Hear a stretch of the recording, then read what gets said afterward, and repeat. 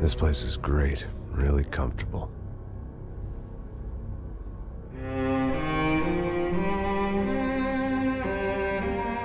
I'm just gonna get settled in.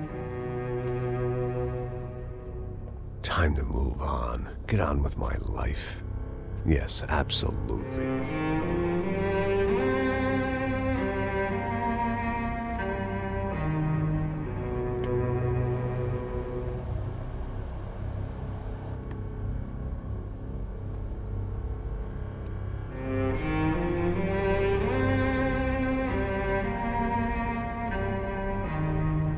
Now, like I said, it was a long time ago. Let it go. Seriously.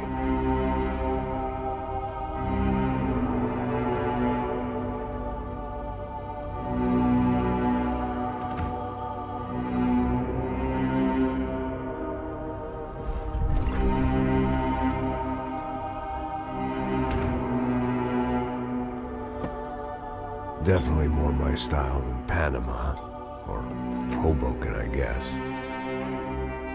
No, if I'm honest, I just got kind of bored of boozing. I mean, once in a while, but not all the time.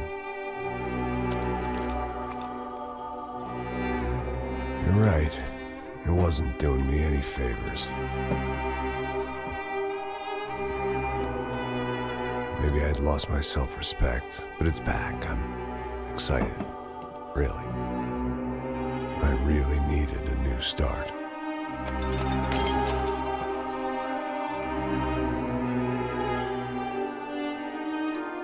I think you're right. I think I am gonna like it here. It certainly ain't New Jersey.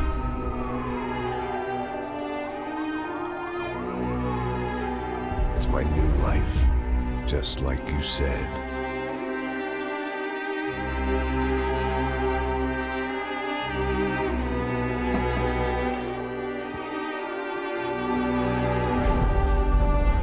Listen, if you think I can still do a job, what have I got to lose? Apart from the weight. Very funny. Ha ha. Yes, that is a fake laugh, you jerk.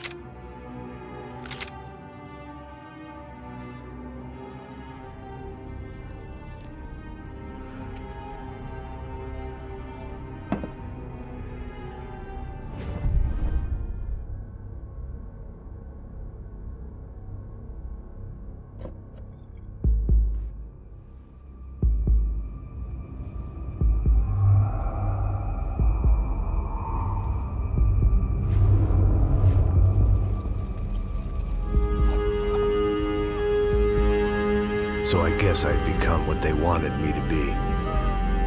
A killer. Some rent-a-clown with a gun who puts holes in other bad guys. Well, that's what they had paid for, so in the end, that's what they got. Say what you want about Americans, but we understand capitalism. You buy yourself a product and you get what you pay for. And these chumps had paid for some angry gringo without the sensibilities to know right from wrong. Here I was, about to execute this poor bastard like some dime store angel of death. And I realized they were correct. I wouldn't know right from wrong if one of them was helping the poor and the other was banging my sister.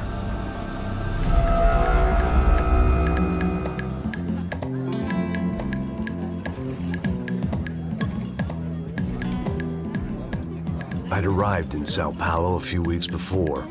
I was working a protection detail for the kind of people who need protection in a town like this. And what kind of town was this? One where I didn't speak the language and they didn't water down their drinks. So for now, we seemed to get along just fine. Of course, that was about to change. Hey, brother. Hey. How's the cocktail? It's scotch. I never mix my drinks. Well, at least not on duty. Something like that. Man, that favela is big. Yep. Nothing like the view of extreme poverty to make a penthouse cocktail party really swing. I guess they call it trickle-down economics. That's funny. It's supposed to be a charity thing. Drink and give money. I don't know, something for the kids. Hey, listen, man. We better look lively. This place is a nightmare. They just got cowboys running security downstairs. Something rotten in the air. That didn't mean much. There was always something rotten in the air. The family we were protecting were local celebrities, rich parasites with delusions of humanity. The kind of people who end up in glossy magazines or body bags, depending on how their luck runs. So where are they all? I see Rodrigo over there talking to that guy. Yeah, I don't know him. That guy next to him. He's some kind of cop. I think, I'm not sure. Serious, though. Big-end cop, anti-gang sort of thing. I can't remember his name. So who's this guy? That guy's a plastic surgeon or some kind of surgeon. Tummy tucks and cock implants. Ha! Look at Marcel. Still dances like a fool. Guess that's what a European education and a coke habit will do for Ricky Martin look-alike. That's very funny, Max. Oh, excuse me.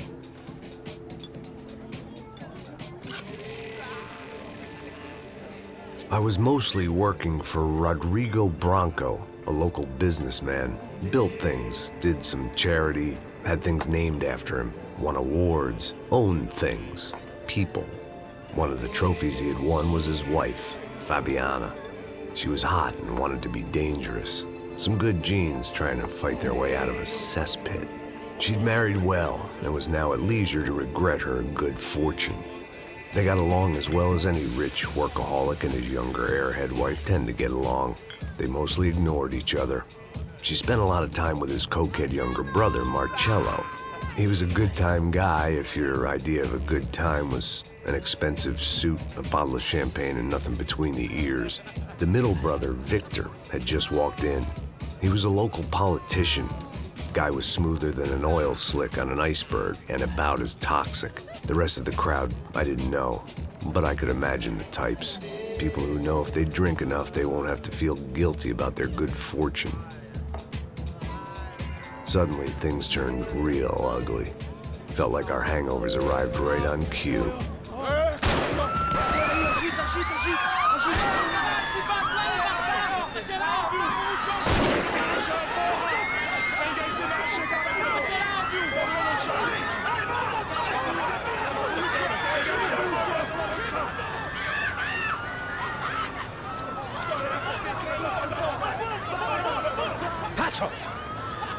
That? I don't know what the fuck that was. Let's go. Things had gone from fine to fucked up in about a second, and now there were two idiots at the wheel.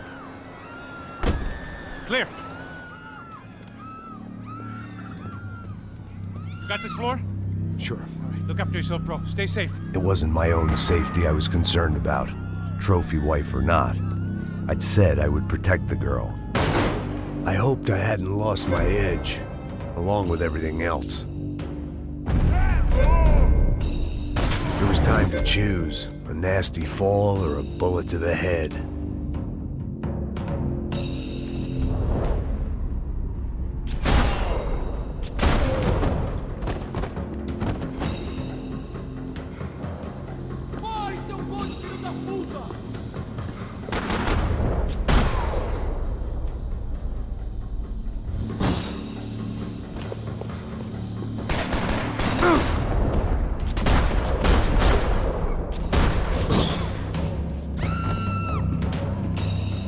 was the boss lady.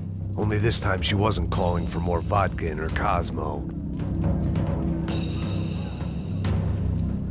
Trashy magazines and pretty trashy people. I just hoped I could keep them out of the crime section.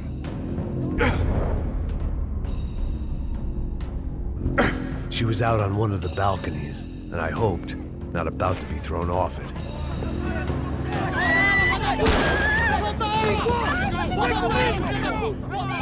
Don't be stupid! Don't be stupid! Let her go! Let her go! Come on! It might have been stupidity or drunkenness, or maybe both. But before I knew it, I was back taking insane risks, trying to save fallen women.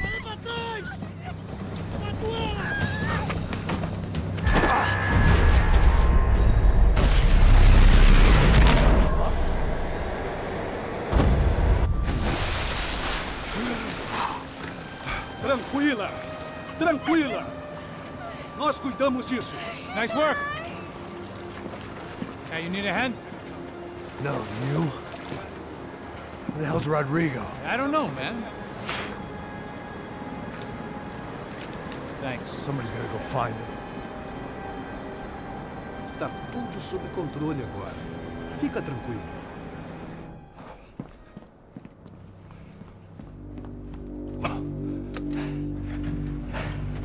I imagined the elevator doors opening to a firing squad of muzzles.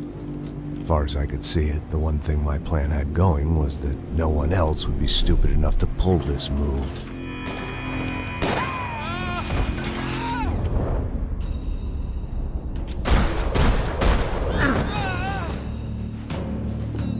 What have you done with him?